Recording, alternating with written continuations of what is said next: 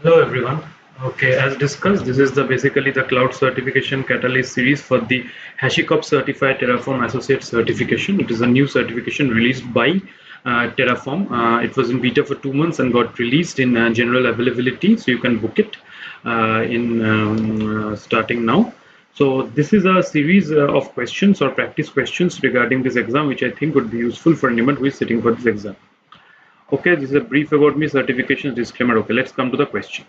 Your manager has instructed you to start using Terraform for your day-to-day operation, but your security team is concerned about the Terraform state files. They have heard it contains confidential information and are worried that it will not be securely protected. What should your response to the security team be in this regard? Number one, inform the security team that using Terraform state is optional. There are ways to avoid it and you will do the same. Option two, ensure that ensure them that the Terraform state does not contain any secret and confidential data, so it should not be a problem if it is shared or available to the public. Number C, keep the state file locally on each developer machine and ensure that there is a local protection software like KeePass protecting it. Number D, mask the confidential entries in the Terraform state file using Vault Enterprise, which is another HashiCorp product, while keeping it locally. And E, ensure that the state is managed in a remote backend, preferably an enterprise grade state management system like Terraform Cloud. Okay, so this is a question. So just before that, so this is a little bit tough than what it will come in the exam, but it is, I just formulated this myself so that you get a very good idea about actual Terraform operations and how to run it in enterprise and not just for this certification. Okay, and also there won't be questions, I think I haven't had one where there will be more than 4 options. There will be questions with 4 options and more than one correct answer, but I haven't seen any question where there are 5 options. Okay, now coming to this. So what is the question about? The question is about how to manage Terraform state files in an enterprise environment in a secure, scalable enterprise grade way. Okay, so this is what the question is about. So Terraform is very opinionated on how it wants you, okay, to store the state file. Okay, so what it suggests you is basically to use a concept called remote backend. So normally when you run Terraform, so everybody of us who have started using Terraform and who use Terraform, so when we started it, we ran it on our local machine. So when you run it on your local machine, the state file is generated on the as a terraform.tf state file under the root of your working directory. And this is okay. But the state file contains all confidential information regarding your infrastructure. It is the entire layout of your infra, including the instance IDs, usernames, passwords, and everything. So the state file is what Terraform uses to basically keep a one-to-one mapping between what is the actual real world infrastructure and what is currently stored in the state. So it should be a one-to-one mapping between the real world infrastructure that is managed by Terraform, its current status and the state. So it contains confidential information. So it is very important to secure it. Now, if you store it locally, okay, what is the problem is that say I have stored it locally in my machine and there is some other developer who is also storing it locally on his machine. Now, when I use my state to create something, he doesn't have that state, right? So whenever I am creating a VM, he might be actually deleting that VM. So there is this inconsistency. So for a single person, it might still be okay, but for multiple person to work in a total environment, basically in a team environment, right? In an enterprise grade environment, you need to have state that is shared between all the developers. There should be one specific or specific version of the state that has the mapping to the real world infrastructure. Everybody should be directed. All Terraform commands should be directed at that state. Okay. But and also, so the security team has raised a concern that how to securely store the state also. So first of all, the option that is given is A. Inform the security state team that using Terraform state is optional. No, this is wrong. I am going to show you the Terraform documentation for each of this, but Terraform state usage is not optional. It is mandatory to use Terraform state, and why? What is the actual purpose of using Terraform state is also given very in depth, okay, in extreme depth in the documentation. So in one point, just I will explain very quickly what is the use of basically keeping the Terraform state. It's a real world, it is a mapping, real-time mapping to your real world infrastructure, number one. All the dependencies between your resources are stored there. So if, for example, one resource is deleted by you in the configuration, how that resource needs to be deleted, what are the dependencies, all of that is basically going to be handled in the Terraform state. And also for large performance environments, meaning large enterprise environments with thousands of VMs, the cache of the Terraform state is very important for performance optimization purposes. So for example, you have a 1000 VM environment. The state of your 1000 VM is contained in the Terraform state file. Now say you want to change only one VM.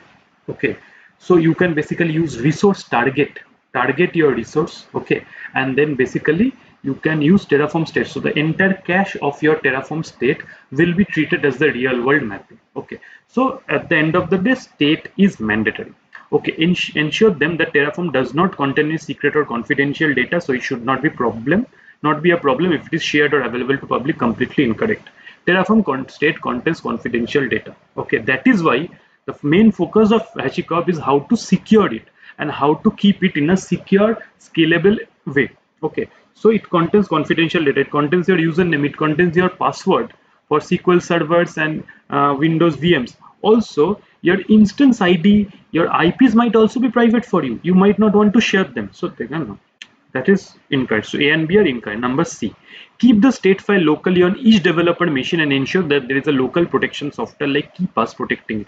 This might be good for 1 to 2 developers. When you are working in a team, if you keep the state file locally in every single desktop, then the problem about state conflict comes.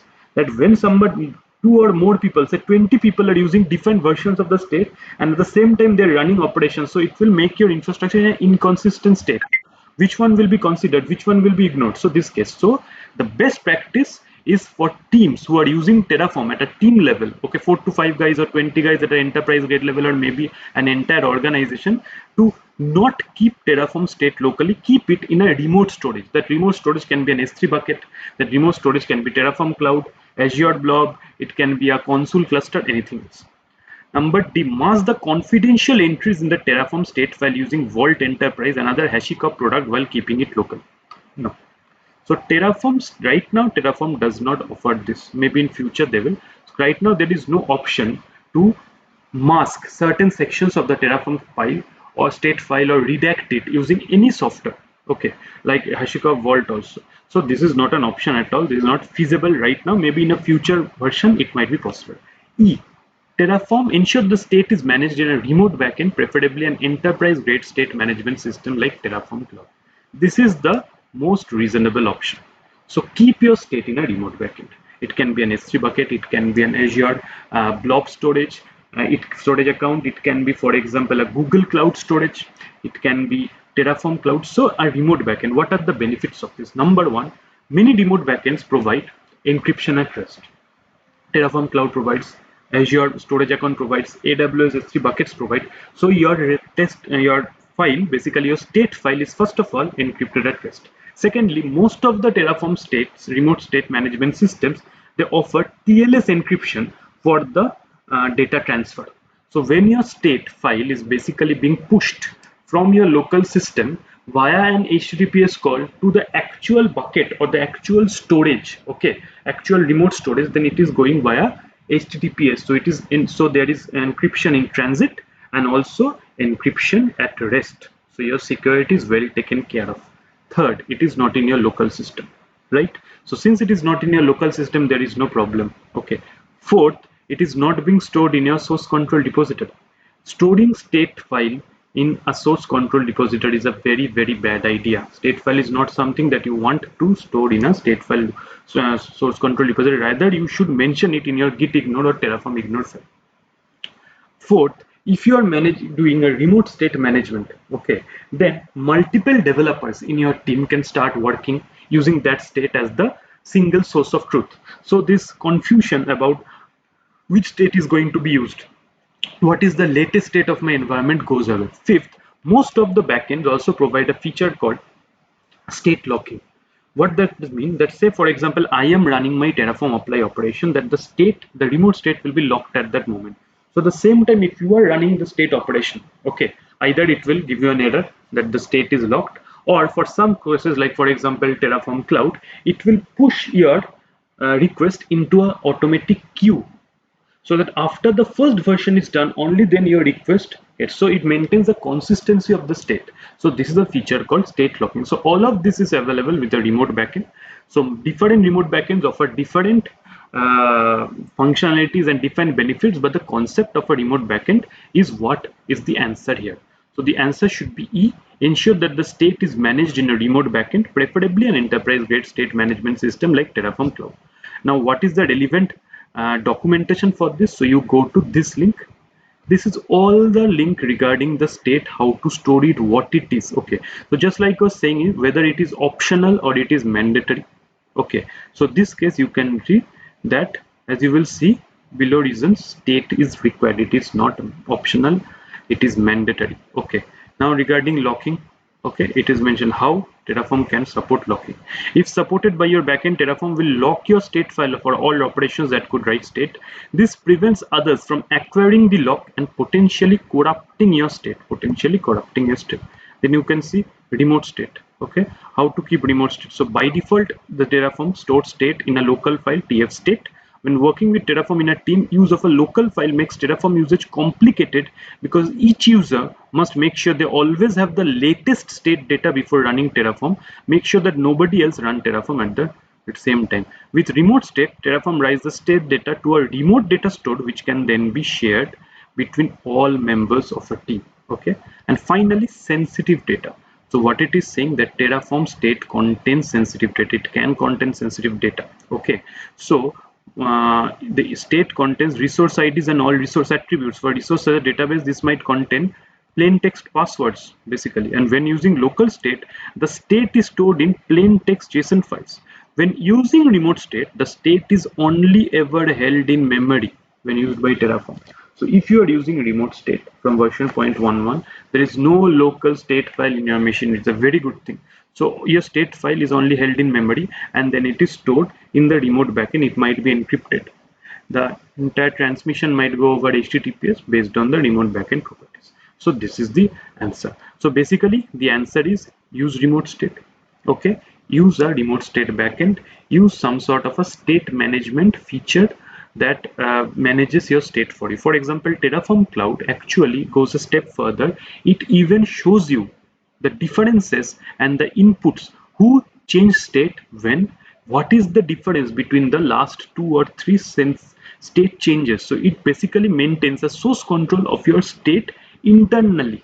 Okay, so you don't have to think about it. Your state is managed securely, encrypted at rest, encrypted in transit, and also you can check who changed my state when and what are the changes. So you can basically try to restore from a previous version of the state also, which is a very good thing. Okay, thank you. So please share your feedback in the comment section and let me know if there is anything else that you want me to help you out with. Thank you.